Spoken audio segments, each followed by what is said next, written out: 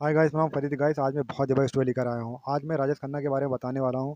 राजेश खन्ना की दो फिल्में थी, बहुत बड़ी सुपरहिट फिल्में थी, जिनकी वजह से उनको सुपरस्टार का टैग मिला था। मगर उनमें उस फिल्मों में उनको अवार्ड नहीं मिला था। किस वजह से अवार्ड नहीं मिला था और क्या वजह थी? और राजेश खन्ना उस फिल्मों में काम नहीं करना चाहते थे, फिर भी उन्होंने काम किया था। वही फिल्म बाद में सुपर हिट हुई थी। और इसके वजह पीछे की वजह क्या है जो उनको फिल्मों में काम करना पड़ा था और उनको अवार्ड क्यों नहीं मिला था, ये मैं बताऊंगा। मैं बहुत ज़बरदस्त स्टोरी होने वाली है, पूरी कहानी बताने वाला हूं राजेश खन्ना की। बहुत ज़बरदस्त स्टोरी होने वाली है गाइस, तो मेरे वीडियो में एंड तक बने रहना। और हाँ गाइस, अगर आप मेरे चैनल पर नए हैं, चैनल को सब्सक्राइब करने की, लाइक सब्सक्राइब शेयर कमेंट सब कुछ फ्री है। और गाइस, अगर आप स्टार्ट में लास्ट में छोड़ के भाग जाएंगे तो आपको कुछ भी समझ में नहीं आना। एंड तक सुनेंगे तो ही आपको समझ में आने वाला है। आखिर में आपको बताना क्या चाहता हूँ राज खन्ना के बारे में। बहुत ज़बरदस्त स्टोरी होने वाली है अवार्ड के ऊपर से। और उनको डायरेक्टर ने किस वजह से ज़बरदस्ती काम कराया था वो भी आपको जानने मिलेगा, क्या वजह थी और इतनी बड़ी सुपरहिट फिल्म कैसे हो गई थी और क्या कहानी थी। पूरी स्टोरी में आपको एंड तक बताऊंगा, एंड तक स्टार्ट से लेकर एंड तक बताऊंगा। तो बहुत ज़बरदस्त स्टोरी होने वाली गाइस, तो बीच में छोड़कर मत भागना, एंड तक सुनोगे तो ही समझ में आने वाला है। तो चलो गाइस, स्टोरी स्टार्ट करते हैं। राजेश खन्ना आराधना और कटी पतंग में काम क्यों नहीं करना चाहते थे? राजेश खन्ना को आराधना और कटी पतंग के लिए बेस्ट एक्टर का अवार्ड क्यों नहीं दिया गया था? आज मैं आप लोगों को राजेश खन्ना साहब की दो सुपरहिट फिल्मों के बारे में बताऊंगा, जिनके किस्से आपने बहुत सुने होंगे मगर यह नहीं जानते होंगे कि राजेश खन्ना साहब को फिल्म आराधना और फिल्म कटी पतंग में बेस्ट एक्टर का अवार्ड क्यों नहीं दिया गया था। इसके पीछे क्या रीजन था या फिर कोई लॉजिक था? क्या थी हकीकत? आज इस वीडियो में जानेंगे हम। तो चलिए इन बातों को डिटेल में जानते हैं। पहले हम आराधना फिल्म के बारे में बात करेंगे, जो 1969 में रिलीज हुई थी। इस फिल्म ने बॉक्स ऑफिस पर धमाल मचाकर रिकॉर्ड तोड़ कमाई की थी। समझ लीजिए पैसों की बरसात हो गई थी। इसी फिल्म से राजेश खन्ना पर सुपरस्टार का टैग लगा दिया गया था। इस फिल्म के सारे गाने सुपरहिट थे। इसी फिल्म से किशोर साहब को भी बहुत बड़ी पहचान मिली थी। मान लीजिए कि राजेश खन्ना का सितारा किशोर कुमार की आवाज से ही जुड़ा हुआ था। इन दोनों की जोड़ी में गाए हुए हर एक गाने सुपरहिट होना लाजमी थे। आराधना फिल्म के डायरेक्टर थे शक्ति सामंत। इस फिल्म में डायरेक्टर शम्मी कपूर को लेना चाहते थे, क्योंकि शम्मी कपूर की हर फिल्म सुपरहिट हो रही थी। लेकिन शम्मी साहब ने इस फिल्म को रिजेक्ट कर दिया था। इस बात से डायरेक्टर बहुत परेशान हुए। वो समझ चुके थे कि इस फिल्म की स्टोरी के हिसाब से कोई भी हीरो इस फिल्म में काम करने के लिए राजी नहीं होगा। इसीलिए शक्ति सामंत ने इस फिल्म के लिए नए लड़के को चुना, यानी राजेश खन्ना को।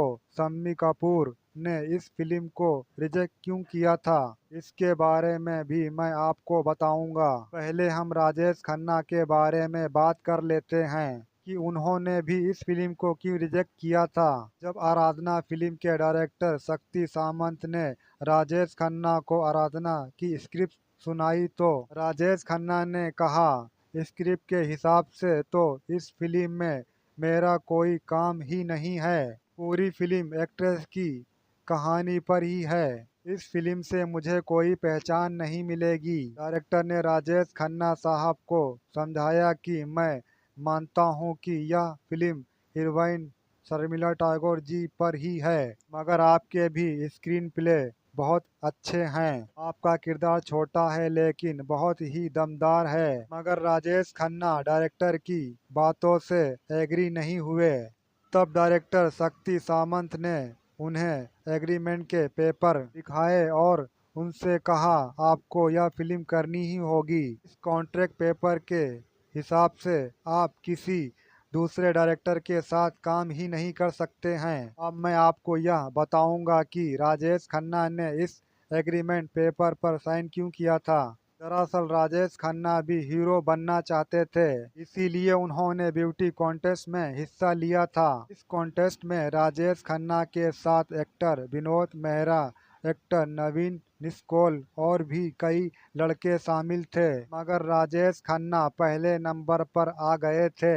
बॉलीवुड के डायरेक्टरों ने राजेश खन्ना को पहले नंबर की पोजीशन पर चुन लिया था। इसीलिए कुछ डायरेक्टर ने उसी वक्त राजेश खन्ना को अपनी फिल्मों में काम करने के लिए साइन कर लिया था। राजेश खन्ना ने भी खुशी खुशी उन पेपरों पर साइन कर दिया था कि अब तो मैं हीरो बन चुका हूँ। अगर राजेश खन्ना की कुछ फिल्में बनी तो कुछ फिल्में अटक गईं, जैसे कि उनकी पहली फिल्म आखिरी खत जो 1966 में रिलीज हुई थी। इस फिल्म में राजेश खन्ना के साथ हीरोइन थी आशा पारीख। दूसरी फिल्म थी राज जो 1967 में रिलीज हुई थी। इस फिल्म में राजेश खन्ना के साथ हीरोइन थी बबीता कपूर, यानी कि करिश्मा कपूर की मां। ये दोनों फिल्में बॉक्स ऑफिस पर फ्लॉप कैटेगरी में साबित हुई। फिर कुछ लोगों ने राजेश खन्ना को राय दी कि आपने गलत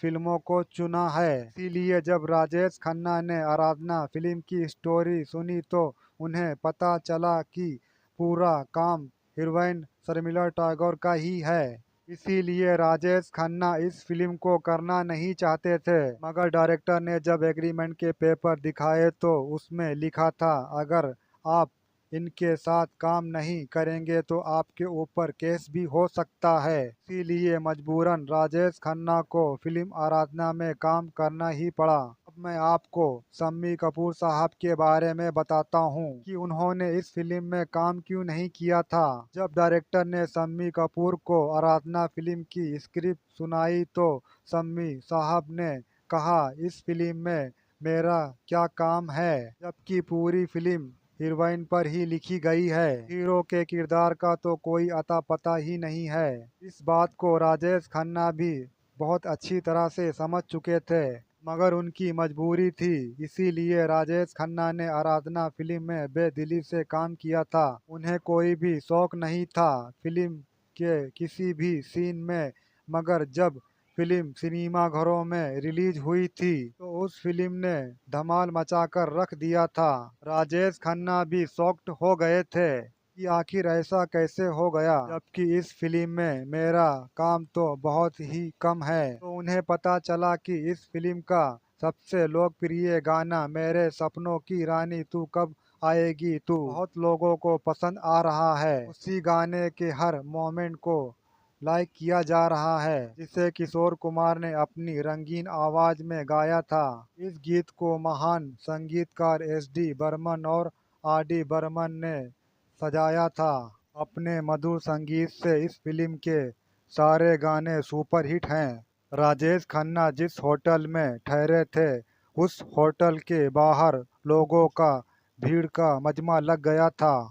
राजेश खन्ना की एक झलक पाने के लिए बेताब थे, क्योंकि राजेश खन्ना का अंदाज लोगों को इस फिल्म में बहुत पसंद आ गया था। सिर्फ एक फिल्म के छोटे से किरदार के जरिए राजेश खन्ना तरक्की की उस ऊंचाई पर पहुंच चुके थे जहां हर शख्स का पहुंचना नामुमकिन होता है। राजेश खन्ना की कामयाबी के लिए एक जबरदस्त शेर तो जरूर बनता है। दोस्तों चलिए इरशाद फरमाते हैं, वक्त से लड़कर नसीब बदलना सीखो, हालात को गुलाम बनाकर चलना सीखो। कल क्या होगा उसकी परवाह मत करो, जो हो रहा है उसे लेकर कल को बदलना सीखो। आराधना फिल्म की हकीकत तो आप जान ही गए कि इस फिल्म में हीरो का काम बहुत कम था, हीरोइन का काम बहुत ज्यादा था। इसीलिए इस फिल्म में राजेश खन्ना को बेस्ट एक्टर का अवार्ड न मिलके हीरोइन शर्मिला टैगोर को बेस्ट एक्ट्रेस का अवार्ड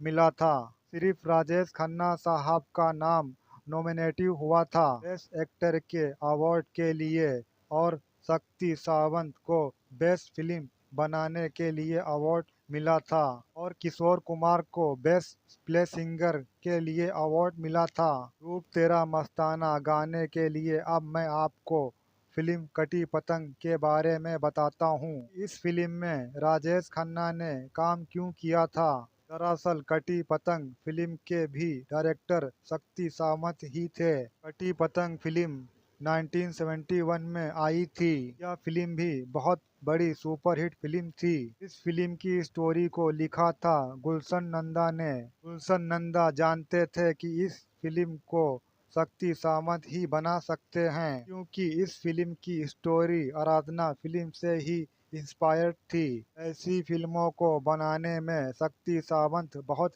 माहिर थे। जब कटी पतंग की फिल्म की स्टोरी राजेश खन्ना को सुनाई तो राजेश खन्ना एक बार फिर नाराज हुए। डायरेक्टर से कहा कि इस फिल्म में भी मेरा आखिर क्या काम है। पूरी फिल्म एक्ट्रेस आशा पारिक पर ही घूम रही है। इस सवाल पर डायरेक्टर ने राजेश खन्ना को मुस्कुराते हुए जवाब दिया कि आप सिर्फ स्टोरी रीड कर रहे हैं, अपने कैरेक्टर और अपने किरदार पर फोकस नहीं कर रहे हैं। मैं जानता हूँ यह फिल्म भी कामयाब बनेगी। इस तरह से आराधना फिल्म करके तुम सुपरस्टार बन चुके हो। मेरा यकीन करो यह फिल्म भी आपके करियर के लिए बहुत ही बेहतरीन फिल्म रहेगी। फिर राजेश खन्ना मान गए।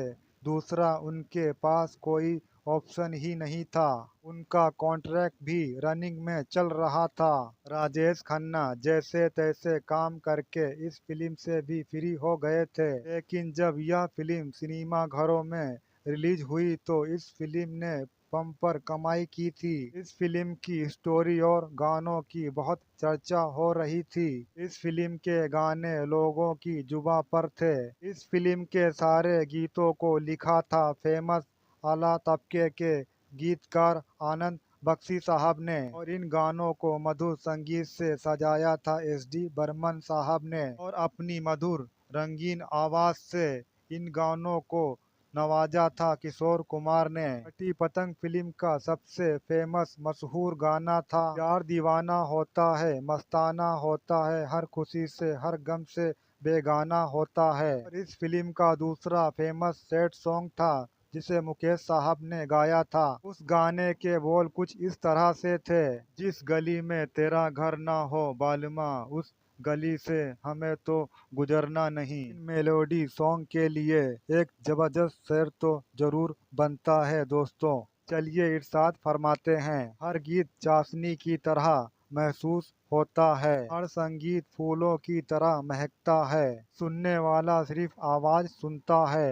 मोहब्बत करने वाला अल्फाज भी समझता है। कटी पतंग फिल्म ने सिर्फ एक अवार्ड जीता था 1971 में, वो भी हीरोइन आशा पारिक ने बेस्ट एक्ट्रेस के लिए। इस फिल्म के लिए भी सिर्फ नॉमिनेटिव हुए थे राजेश खन्ना साहब बेस्ट एक्टर के लिए, मगर अवार्ड नहीं मिला था। अब मैं आप लोगों को उस हकीकत से रूबरू कराने जा रहा हूँ जिससे आज तक आप लोग महरूम रहे हैं कि आखिर राजेश खन्ना साहब को इन सुपरहिट फिल्मों में अवार्ड क्यों नहीं मिला था। आखिर क्या कारण था दोस्तों। अगर आप लोगों ने फिल्म आराधना और फिल्म कटी पतंग को देखा होगा तो आप इस बात से बहुत ही अच्छी तरह से वाकिफ होंगे कि पूरी फिल्म एक्ट्रेस पर ही दर्शाई गई है, मतलब पूरा काम हीरोइन का ही है। राजेश खन्ना को स्क्रीन पर बहुत कम समय के लिए दिखाया गया है, लिहाजा फिल्म आराधना में शर्मिला टैगोर जी को बेहतरीन अदाकारी दिखाने के लिए बेस्ट एक्ट्रेस का अवार्ड मिला था और फिल्म कटी पतंग में आशा पारेख ने शानदार अभिनय करके बेस्ट एक्ट्रेस का अवार्ड जीत लिया था। अब आप सोच रहे होंगे इतनी कामयाब फिल्म होने के बावजूद भी राजेश खन्ना को अवार्ड क्यों नहीं मिला, तो 1969 में अवार्ड मिला किसको, तो इस बात का जवाब यह है कि 1969 में अवार्ड जीता था शम्मी कपूर साहब ने फिल्म ब्रह्मचारी के लिए। यह तो क्लियर हो गया। अब आते हैं 1971 के जमाने में जब कामयाब फिल्म कटी पतंग रिलीज हुई थी। इस फिल्म में भी राजेश खन्ना को अवार्ड नहीं मिला था, लेकिन 1971 में अवार्ड मिला था राजेश खन्ना को ही था, मगर किसी दूसरी फिल्म के लिए। उस फिल्म का नाम था सच्चा झूठा। इस फिल्म में राजेश खन्ना ने बहुत ही जबरदस्त धमाकेदार एक्टिंग की थी, क्योंकि इस फिल्म में राजेश खन्ना साहब का डबल रोल था। एक भोला भाला था तो दूसरा क्रिमिनल था। राजेश खन्ना का नसीब ऐसा चमक रहा था कि उनके हाथ जो भी फिल्म लग रही थी वो सुपरहिट होना लाजमी थी। ऐसा हो गया था कि राजेश खन्ना का फिल्म में काम चाहे 10 मिनट का हो या 2 घंटे का, उनके नाम से ही सिनेमा घरों के बाहर टिकट भी बिक जाया करती थी, मानो हर कोई राजेश खन्ना की फिल्मों का दीवाना हो गया था। ऐसी दीवानगी के आलम में एक जबरदस्त शेर तो जरूर बनता है दोस्तों। तो चलिए इरशाद फरमाते हैं, हमारी दीवानगी का आलम मत पूछो साहब, फिल्म ना देखें तो नींद नहीं आती, बेचैन से हो जाते हैं, बेताब सी रातों में जब ना देखें कमाल की फिल्में रातों में। गाइस अगर ये राजेश खन्ना साहब की स्टोरी आपको अच्छी लगी है तो लाइक करना, शेयर करना, कमेंट करना। कोई अच्छा नहीं लगा रहेगा तो कमेंट करके जरूर बताना। और गाइस अगर इसी तरह की कहानियाँ और भी सुनना चाहते हैं तो गाइस मेरे चैनल को सब्सक्राइब कर लेना, क्योंकि मैं इसी तरह से कहानियाँ लेकर आते रहूँगा और आप लोगों को बताते रहूँगा, एंटरटेन करते रहूँगा आप लोगों को, और नई से नई स्टोरी आपके लिए लाऊँगा, बेहतर से बेहतर स्टोरी लाऊँगा। और गाइस अगर आप मेरे चैनल पर नए हैं, चैनल को सब्सक्राइब करने की, लाइक सब्सक्राइब शेयर कमेंट सब कुछ फ्री है। और दोस्तों में वीडियो शेयर भी कर देना। तो चलो गाइस मिलते हैं नेक्स्ट वीडियो में, तो बाय, टेक केयर एंड जय हिंद।